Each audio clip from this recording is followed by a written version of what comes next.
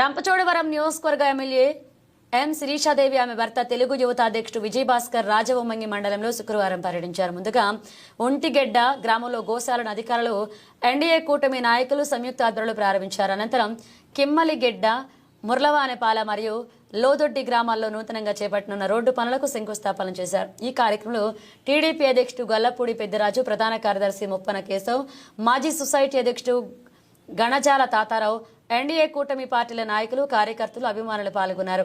MLA మారుమూల ప్రాంతాల్లో పర్యటన నేపథ్యంలో జడ్డంగి సబ్ ఇన్స్పెక్టర్ చిన్నబాబు, రాజవొమ్మంగి సబ్ ఇన్స్పెక్టర్ నరసింహమూర్తి ఆధ్వర్యంలో కట్టుదిట్టమైన భద్రతా ఏర్పాట్లు చేశారు.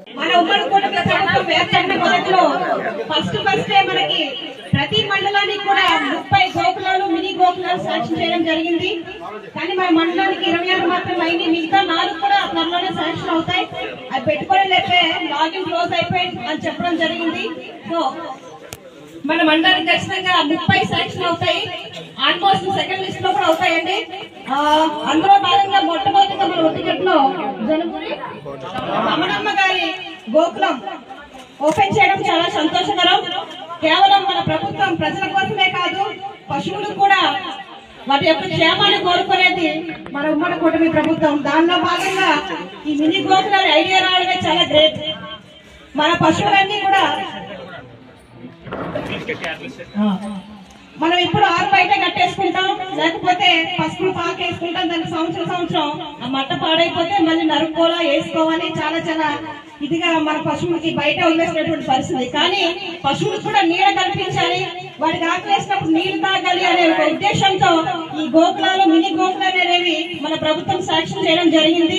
దానిలో భాగంగా ఈ రోజు ఈ యొక్క మినీ గోకులాలు రాష్ట్రంలో మొదటిసారిగా ఈ రోజు ప్రారంభించడం జరుగుతుంది. చాలా సంతోషకరం. ఇలాగే మన ప్రభుత్వం వచ్చిన ఈ 6 నెలల్లోనే అనేక సంక్షేమ పథకాలు అనేవి ప్రజలకు అందించడం జరిగింది.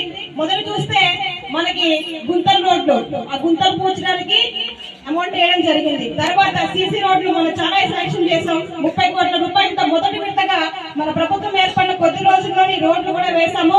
చాలా మంది మనకి సూపర్ 6 పథకాలు ఇస్తామన్నారు, ఇంకా ఇవ్వట్లేదు. ప్రభుత్వం ఏర్పడిన 6 నెలల్లో రాష్ట్రం అంతా అప్పుల పాలైపోయింది.